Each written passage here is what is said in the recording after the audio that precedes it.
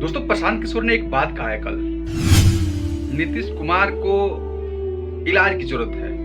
इलाज मतलब मानसिक रूप से मतलब कुछ बीमार है।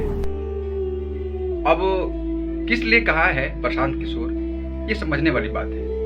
प्रशांत किशोर बहुत दिन धरना दिए, जो बच्चे हैं अनशन बैठे, प्रशांत किशोर अनशन में बैठे, बहुत लोगों ने धरना दिया गर्दनी बाग में, लेकिन नीतीश कुमार चूं तक नहीं बोल पाए उस मुद्दे पे।